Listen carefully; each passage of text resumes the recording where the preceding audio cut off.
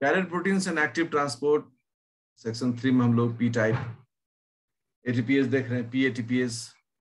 उसी के पिछले लेक्चर के से आगे बढ़कर हम लोग पी टाइप एटीपीएस के प्रॉपर्टीज को देख रहे हैं। तो हमारा जो फोकल थीम है वो आज है पी टाइप एटीपीएस और उसके एग्जांपल्स, उसी को हम लोग को देखना है। पी टाइप एटीपीएस ये हमारा टॉपिक है। पी टाइप एटीपीएस के बारे में कई सारी बातें चर्चा में आती हैं, जिसमें एक जो है हमारे स्टक में proton potash ion pump ATPase pump है, ठीक है ना। तो जैसे सपोज करो कि एक ऐसे कोई सेल है, ठीक है, एक सेल है। अगर इसमें प्रोटॉन एसिडिटी इंक्रीज होता है, एसिडिटी इंक्रीज करता है, ठीक है। लेकिन चूंकि अब ये H+ आयन सिर्फ एसिडिटी इंक्रीज नहीं करता है, बल्कि एक प्लस चार्ज को भी लेता है, इसलिए इसको मैनेज करने के लिए एक पोटेशियम आयन को बाहर भेजा जाता है, ठीक है, ताकि चार्जेस जो हैं वो बैलेंस हो। तो एसिडिटी कैसे इंक्रीज करता है, कैसे इंक्रीज करता है, तो इसको हम थोड़ा सा आपको डिस्कस कर देते हैं।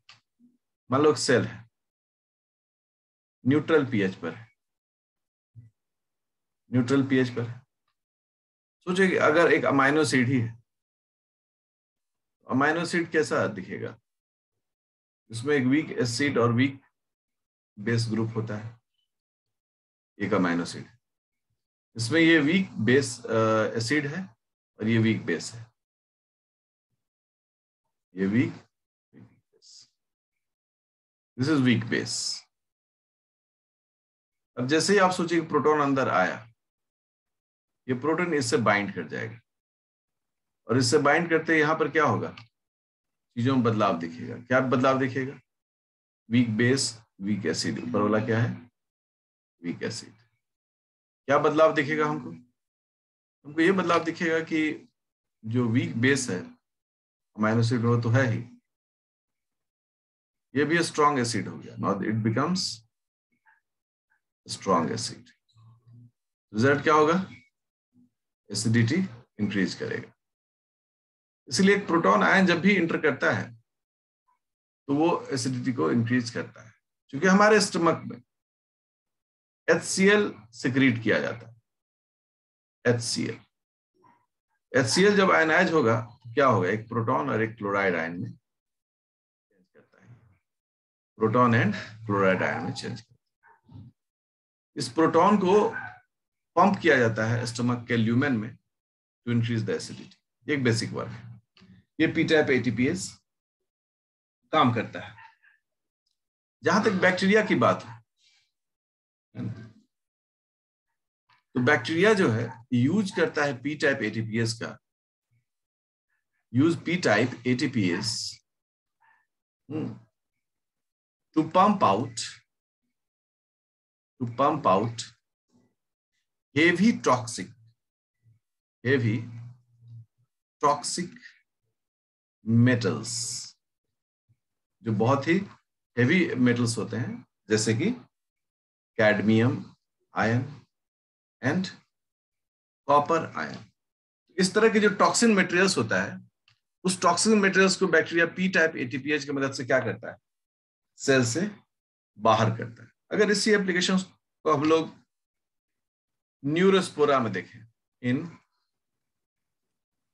न्यूरोस्पोरा क्या है, ये फंगस के ग्रुप से बिलोंग करने वाला एक फंजाई है। तो इनमें जो है P type ATPase pumps proton ion H+ ion, है ना, out from the cell. Cell अपने सेल से क्या करता है, ये H+ आयन को बाहर कर देता है, ठीक है, to maintain negative potential potential inside the cell. सबको अलग अलग काम करना है, इनको अपने सेल के अंदर में नेगेटिव पोटेंशियल रखना है। ये क्या करेंगे, H+ आयन को सेल से बाहर करेंगे, और उस बाहर करने के लिए इनको किसकी मदद की जरूरत पड़ती है, पी टाइप एटीपीएस की। ये पी टाइप एटीपीएस उनको इस काम में मदद करता है। इसी क्रम में अगर एग्जाम्पल को हम बढ़ाएं और देखें वैस्कुलर प्लांट्स, इन वैस्कुलर प्लांट्स वो होते हैं जिनमें वैस्कुलर सिस्टम मौजूद होता है, जाइलम एंड फ्लोएम सिस्टम। इन वैस्कुलर सिस्टम में proton ion H+ ion is pumped out from the cell through इसी पी टाइप एटीपीएस की मदद से इसको पंप आउट किया जाता है। अब देखिए कितना ये जरूरी काम हो रहा है, टू मेंटेन न्यूट्रल पीएच,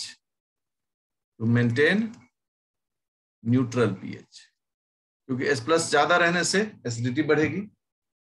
तो इस प्रकार से ये जो है पी टाइप एटीपीएच जो है वो काम करता है। अलग अलग जगह पर एग्जाम्पल किया गया है। एक हमें स्टडी करना है सेरका के बारे में। सेरका पंप्स, ठीक है। ये सेरका पंप क्या है, ठीक है, क्या इसका यूज है, किस काम के लिए लिया जाता है ये, ठीक है। तो अगर हम सेरका पंप के बारे में कुछ बात करें, इसको डिटेल करें, तो सबसे पहले इसका फुल फॉर्म होता है, S stands for सार्कोप्लाज्मिक, ठीक है। E stand for endoplasmic, R stand for reticulum, C stand for calcium ion, ठीक है। तो CA मतलब यहाँ CA को स्मॉल ए है तो उसको कैपिटल लिया गया, मतलब CA को, C stand for calcium ion. तो अगर फुल फॉर्म देखें इसका, फुल फॉर्म है sarcoplasmic and endoplasmic reticulum calcium ion pump. So इसका अगर नाम हम कहें, sarcoplasmic and endoplasmic reticulum calcium ion pump. Sarcoplasmic यहां क्यों लिया गया, in muscle cells, endoplasmic reticulum is highly specialized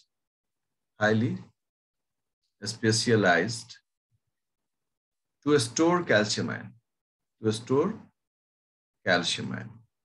and called, और क्या कहा जाता है, सार्कोप्लाज्मिक रेटिकुलम, इसलिए इसको लिया गया। लेकिन मसल्स में तो बहुत ज्यादा स्टोर करता है कैल्शियम आयन, लेकिन अदरवाइज भी कैल्शियम आयन को स्टोर करता है, इसलिए दोनों को ही साथ में लिया गया, sarcoplasmic and endoplasmic reticulum calcium ion pump. अब हम लोग इस पंप को देखेंगे, इसका स्टडी करेंगे। तो सबसे पहला चीज इस पंप के बारे में हम लोग कहते हैं, एक सिंगल पॉलीपेप्टाइड चेन से बना होता है, सिंगल पॉलीपेप्टाइड चेन, मतलब सेरका जो है वो सिंगल पॉलीपेप्टाइड, ठीक है। And 10 spans in the membrane, मतलब मेम्ब्रेन में ये 10 बार पास करते हैं, 10 स्पैन्स इन द मेम्ब्रेन में 10 बार पास करेंगे, 1 2 3 4 ऐसे करके 10 बार करेंगे पास। इनमें 4 डोमेन्स होते हैं। सबसे पहला तो ये हो गया सिंगल पॉलीपेप्टाइड 10 स्पैन। 4 डोमेन्स, 4 महत्वपूर्ण डोमेन्स हैं जिनको हमें स्टडी करना हो। ठीक है।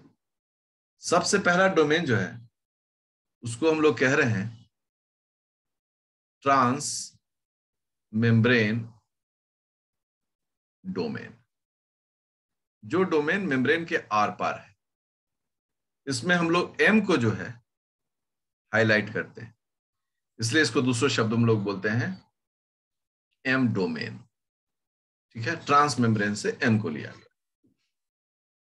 दूसरा जो स्पेसिफिक डोमेन होता है वो होता है actuator, actuator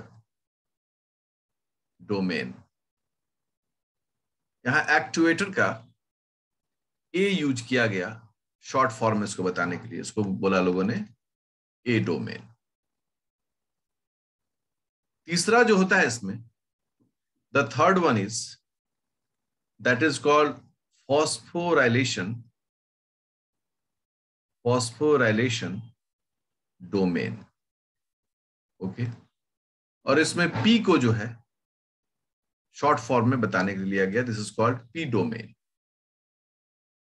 okay, and the last one, और जो चौथा इसमें वह जो है उसको हम लास्ट डोमेन कह रहे हैं, उसको कहा जाता है, द फोर्थ वन ऊपर लिख लेते हैं फोर्थ वन को, and that is nucleotide binding domain. Nucleotide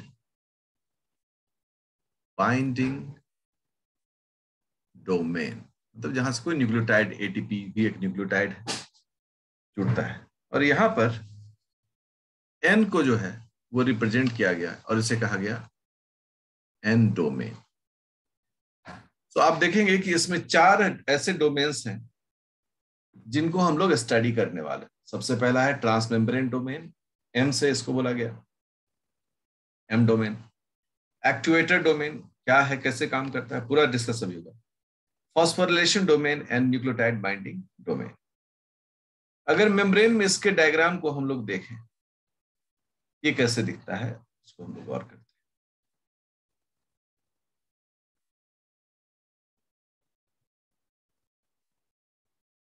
ये जो है ये है ER membrane, endoplasmic reticular membrane. ठीक है, ये जो है इसका ल्यूमिनल फेस है, ल्यूमिनल फेस मतलब अंदर का फेस, और ये जो है वो साइटोसोलिक फेस है, मतलब बाहर का फेस। ये इसका आउटर हो गया। चूंकि हमको डायग्राम दिखाना है इस प्रकार से, तो हम उसको उल्टा करके दिखा रहे हैं। क्योंकि हमारा नॉर्मल लॉजिक में क्या होता है कि हम लोग ऊपर को बाहर और नीचे को अंदर मानते हैं, लेकिन यहाँ पर क्लियर कट बता रहे हैं कि ऊपर जो है वो अंदर है और जो नीचे दिख रहा है वो बाहर है। अब इसमें सबसे पहला जो इसमें डोमेन है आप देखें, वो है trans membrane domain. This is called trans membrane. और इस ट्रांस मेम्ब्रेन में 2 बड़े स्पेसिफिक पॉइंट है, ठीक है ना, तो बहुत ही स्पेसिफिक पॉइंट है, ऐसे ऐसे। ये खुलेगा बंद होगा, हमने इसको ऐसे बना दिया। ठीक है, ये जो हिस्सा है इसे हम लोग कहते हैं एम डोमेन। क्या कहते हैं इसे? M domain. एम डोमेन का मतलब हो गया ट्रांस मेम्ब्रेन डोमेन। यहां पर 2 स्पेसिफिक अमाइनो एसिड होते हैं, एक एस्पार्टेट जिस पर नेगेटिव चार्ज होता है और एक ग्लाइसिन। ये 2 इसके स्पेसिफिक पार्ट हैं। आपको बिना एस्पार्टेट अगर नहीं रहा तो फिर आप समझिए कि कोई काम ही नहीं हो पाएगा। ये जो जगह आप देख रहे हैं, ये जो जगह है, इस होते हैं कैल्शियम आयन बाइंडिंग डोमेन। यहां पर क्या बाइंड करता है? साइट कह देते हैं, ठीक है, बाइंड करता है। पहला हिस्सा इसका ये हो गया। अब देखिए दूसरा हिस्सा, एक रिप्रेजेंटेटिव डायग्राम है ये। हाँ, दूसरा हिस्सा जो है इसे हम लोग बोल रहे हैं ए डोमेन। ये लिख देते हैं ए का फुल फॉर्म होता है actuator. This is actuator domain, actuator domain. ठीक है, हम कई बार इसको हंसी मजाक में पेंडुलम भी कहते हैं, ये तो पेंडुलम है, पेंडुलम। अब आप देखें क्या है इसमें हिस्सा, वो जरा गौर करें।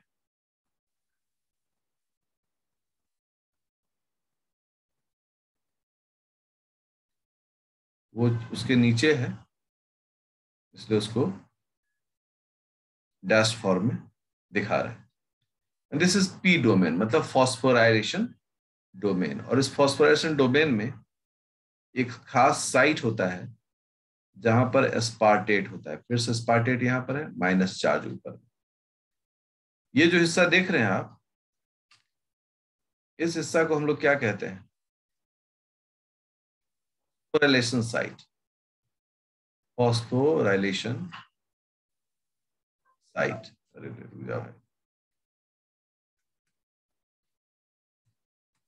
फॉस्फोराइलेशन साइट, इसे हम लोग कह रहे हैं फॉस्फोराइलेशन साइट। और जो लास्ट इसका डोमेन है वो इसी पी साइट से जुड़ा हुआ है, फॉस्फोरेशन साइट्स। देखिए ये ग्रीन कलर का दिखा रहे हैं। This is called N domain. N मतलब न्यूक्लियोटाइड बाइंडिंग डोमेन। और यहां पर एक ऐसे मैंने साइट बना दिया है, ये जो है this is called ATP binding site. अगर आप गौर करें तो डायग्राम पूरी तरीके से बनकर तैयार है। अब इस डायग्राम में महत्वपूर्ण जो विषय होता है वो होता है कि आपको इस डायग्राम को सबसे पहले बनाना चाहिए, ताकि आप डायग्राम पर आपकी पकड़ हो। और दूसरा जिसमें इशू है वो ये है कि किस जगह पर क्या साइट है, कौन सा साइट है, नहीं है, ये भी आपको लोकेट करने की जरूरत है। तो एकदम क्लैरिटी में रहे कि हाँ भाई यहाँ पर फलाना साइट है, यहाँ पर ये साइट है। देखिए ये जो पूरी तरह से ग्रीन कलर का है, यह एन बाइंडिंग डोमेन है, न्यूक्लियोटाइड बाइंडिंग डोमेन है। अच्छा, ये जो हम ब्लू कलर से रंग रहे हैं, ऑब्वियस है कि आप सब पकड़ लिए, एक्चुएटर है, पेंडुलम की तरह काम करता है। और इसका तो आपको मैकेनिज्म भी देखना है ना, ये एक्चुएटर। और बीच में जो आप देख रहे हैं वो हम बोल रहे हैं फॉस्फोरिलेशन। यहाँ पर फॉस्फोरिलेशन होता है, इसमें फॉस्फोरिलेशन के साइट होते हैं। इस प्रकार से आप एक डायग्राम को अच्छे से बनाकर अपने लिए समझ सकते हैं। इस डायग्राम में बहुत सारी खास बातें हैं, जैसे कि ये चारों डोमेन है, उसमें सिर्फ एक ही डोमेन है जो कि इंटीग्रेटेड मतलब इंटरनल प्रोटीन है, वो that is called M domain जो है इंटरनल। बाकी तीनों जो है ये पेरिफेरल प्रोटीन, पेरिफेरल प्रोटीन है, मतलब ये मेम्ब्रेन में बाहर से स्पैन करते हुए, इसमें झूलते हुए हमारे पास दिख रहे हैं। ये इसका डायग्राम है। तो अगर इस पूरे स्ट्रक्चर को हमने अभी जो बनाया है देखें अगर आप, तो एम डोमेन जो है यह इंटीग्रल प्रोटीन है, इंटीग्रल प्रोटीन। लेकिन वहीं पर A P and N domains जो है ये पेरिफेरल प्रोटीन्स, पेरिफेरल प्रोटीन्स। तो पहला तो क्लैरिटी में हमें ये समझ में आता है। और सभी के अपने अपने खास जगह है। जैसे एम डोमेन में है, यहाँ कैल्शियम आयन बाइंडिंग साइट है, बाइंडिंग साइट है। पी डोमेन को देखें तो यहाँ पर फॉस्फेट बाइंडिंग साइट है, इनऑर्गेनिक फॉस्फेट बाइंडिंग साइट है। अगर एन डोमेन को देखें, क्योंकि एटीपी एक न्यूक्लियोटाइड है तो एटीपी बाइंडिंग साइट है। तो इसने क्लैरिटी में चीजों को बताया है। एक्चुएटर जो है पेंडुलम की तरह काम करता है। तो इस चीज को थोड़ा फंक्शन में जो है हम लोग देखेंगे तो बहुत अच्छे से समझ में आएगा। अब इसको इसके वर्किंग को हम लोग समझाने की कोशिश करते हैं कि कैसे इसका काम होता है। हमें कैल्शियम आयन को बाहर से अंदर लाना है, ठीक है। आप देखें ये बायलेयर, लिपिड बायलेयर है, बढ़िया। और इसमें जो है आप देखें कि ये जो कैल्शियम आयन बाइंडिंग डोमेन है, एम जो डोमेन है ना, वो कैसे खुलता है।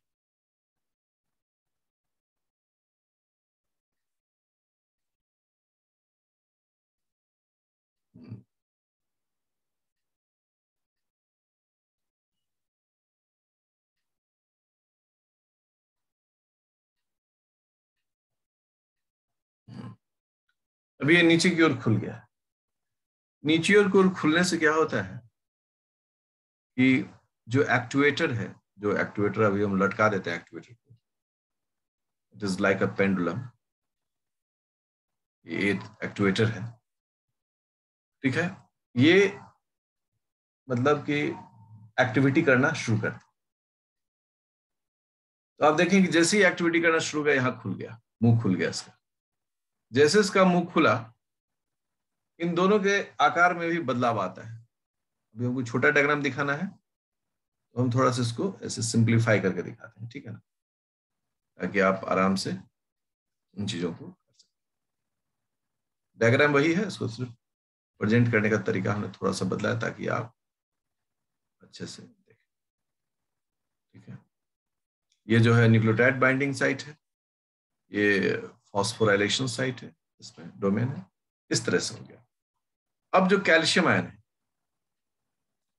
कैल्शियम आयन, दो ऐसे कैल्शियम आयन इसमें इंटर करेंगे। ये जो है हम क्या बता रहे हैं, साइटोसोल है, मतलब ये बाहर का हिस्सा है, और ये ल्यूमेन है, मतलब कि ये अंदर का हिस्सा, बाहर से अंदर भेजा। जैसे ही ये इससे बाइंड करेंगे, व्हाट विल हैपन, क्या होगा, ये हमें तो डायग्राम से बताना है।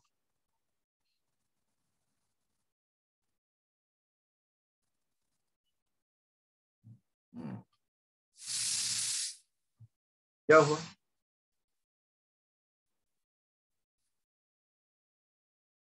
ये पूरा हो गया बंद।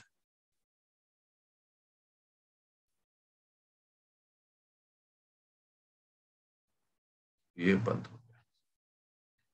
और यहां पर अब कैल्शियम आयन को हम ऐसे रेड बॉल से इंडिकेट करते हैं, ठीक है ना। दो कैल्शियम आयन, ये दोनों कैल्शियम आयन यहां पर आकर अरेंज हुए। तो साथ में जो एक्चुएटर है यहां पर, ये एक्चुएटर हो गया।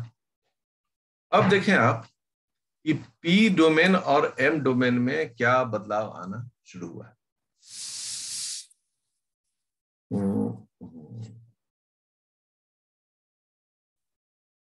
ठीक है, ये पी डोमेन है, पी, और ये है एम डोमेन, ऐसे। और अब आप देखें कि इसमें क्या हुआ ये कि यहाँ पर तो एटीपी बाइंड करना है, यहाँ पर एटीपी आकर बाइंड कर, ये एटीपी यहाँ पर बाइंड कर गया, एटीपी बाइंडिंग डोमेन। और ऊपर वाले में क्या हुआ, ऊपर वाले में मैग्नीशियम आयन और फॉस्फेट आयन आकर जुड़ गया। यहाँ फॉस्फेट जुड़ गया और यहाँ पर मैग्नीशियम जुड़ गया। मैग्नीशियम चार्ज को बैलेंस करता है। तो तीन चीजें यहां पर आकर जुड़ गई। अभी देखिए कैसे काम हो रहा है। अब फर्दर स्टेज 3 शुरू हुआ। स्टेज 3 शुरू हुआ, देखिए कि मैं अब क्या कैसे बदलाव इसमें आएगा। अभी तक तो ये अंदर आ गया,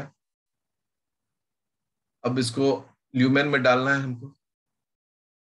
अब क्या है कि एक्चुएटर का काम अभी दिखेगा हमको, ठीक है।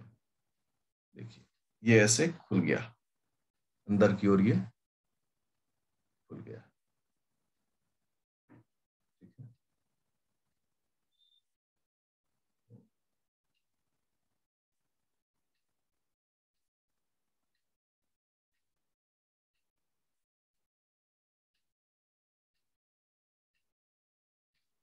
ठीक है, इसको हम ऐसे, अरे वो चीज मिट गया। डायग्राम बना रहे हैं तो थोड़ा सा आपको भी देखिए, अब ये बाहर की ओर अंदर की ओर खुल गया। रिजल्ट क्या हो गया कि जो दोनों कैल्शियम आयन है, वो दोनों कैल्शियम आयन अंदर की ओर रिलीज कर दिए गए। लेकिन ये बंद ना हो, ये खुला रहे, इसके लिए क्या बदलाव हुआ है आप उसको देखने की कोशिश करें। जो एक्चुएटर है, वो एक्चुएटर पी डोमेन और एम डोमेन दोनों को देखिए कैसे बांधता है।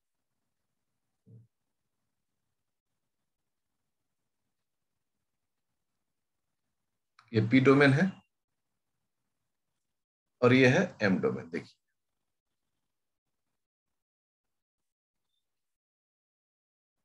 इन दोनों के आकर बीच में जो है ना, ये ऐसे फंसा देता है। मतलब ये बंद नहीं होना है। यदि ये दोनों खुले रहेंगे तो अंदर का गेट खुलेगा।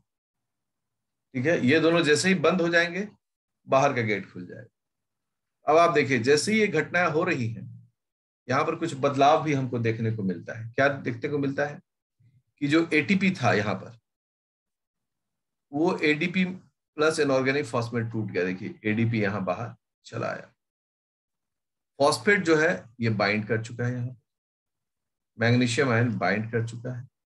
जैसे कि पिछला डायग्राम अगर आप देखें तो मैंने आपको दिखाया था कि यहाँ फॉस्फेट, तो अब ये फॉस्फेट आया नहीं है, ये फॉस्फेट बाइंडिंग डोमेन दिखाया जा रहा है। मुझे इस फोटो को थोड़ा सा और भी अच्छे से करना चाहिए, ठीक है, नहीं तो आप कंफ्यूज कर जाएंगे। तो फॉस्फेट पहले ही आ गया। अभी क्या हुआ, एडीपी से फॉस्फेट निकला, ये फॉस्फेट यहाँ बाइंड कर, जैसे फॉस्फेट बाइंड कर गया, एडीपी बाहर निकल गया।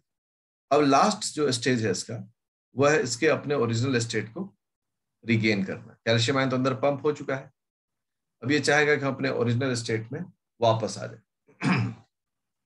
जैसे ओरिजिनल स्टेट में वापस आने की बात होगी, हम सब जानते हैं कि इसमें एक्चुएटर जो है उसको वापस बाहर से निकलना पड़ेगा। ठीक है, आप देखें,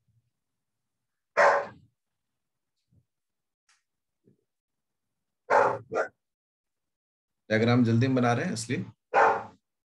अब आप देखें कि एक्चुएटर जो है यहाँ, जो बीच में फंसाए हुए था, वहां से एक्चुएटर बाहर निकल गया।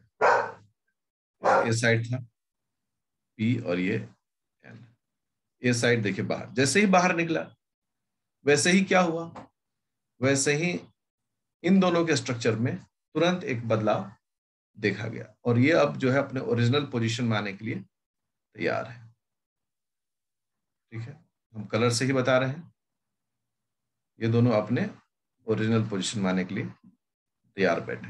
और रिजल्ट क्या होगा, जैसे ही एक्चुएटर यहां से बाहर निकला, वैसे यहां से फॉस्फेट आयन रिलीज हो जाएगा और मैग्नीशियम भी क्या होगा, रिलीज हो जाएगा, और ये अपना ओरिजिनल स्टेट में आ गया जब वापस ये बंद हो चुका है। अगर इस डायग्राम को हम रिव्यू करें तो सबसे पहले क्या होता है कि जैसे ही एक्चुएटर मूव करना शुरू करता है पी और एन के बीच में आने के लिए, ये गेट खुलना शुरू होता है। जैसे गेट खुलना शुरू हुआ, कैल्शियम आयन अंदर जाकर इंटर कर गया। कैल्शियम आयन ने इंटर किया और यहाँ पर एटीपी जो है वो भी एन बाइंडिंग डोमेन जो है उससे आकर जुड़ गया। जैसे ही एटीपी एन बाइंडिंग डोमेन में जुड़ा, एक्चुएटर जो है वह इन दोनों के बीच में आकर फंसा दिया। दोनों सटे नहीं तब तक एटीपीएच का एक्शन हुआ और एटीपी जो है वो बाहर निकल गया, फॉस्फेट यहाँ मैग्नीशियम आयन। तब तक इसका गेट खुला अंदर की ओर और कैल्शियम आयन जो है अंदर ठेल दिया गया। और जैसे अंदर वो ठेल दिया गया, पंप कर दिया गया, तुरंत एक्चुएटर जो है वहां से बाहर निकला। जैसे एक्चुएटर बाहर निकल रहा है, इनऑर्गेनिक फॉस्फेट मैग्नीशियम आयन बाहर आ चुका है और गेट जो है वो बंद है। यहाँ पर जो रिएक्शन हुआ, ये जगह जहां पर रिएक्शन, अगर इस जगह के हम लोग को देखें, इस रिएक्शन को हम लोग क्या बोलते हैं, एटीपीएज एक्शन। मतलब यहाँ पर एटीपी बाइंड किया था, वो एटीपी जो है ADP plus inorganic phosphate plus energy में अपने आप को तोड़ा, और एंजाइम का नाम था एटीपीएस। ये जो एटीपीएस का काम है वो पी टाइप एटीपीएस का काम है। ठीक है, क्योंकि यहाँ एस्पार्टेट है, उस एस्पार्टेट से ये बाइंड करता है और इस प्रकार से ये जो एनर्जी है, ये एनर्जी इस पूरे प्रोसेस को ड्राइव करता है।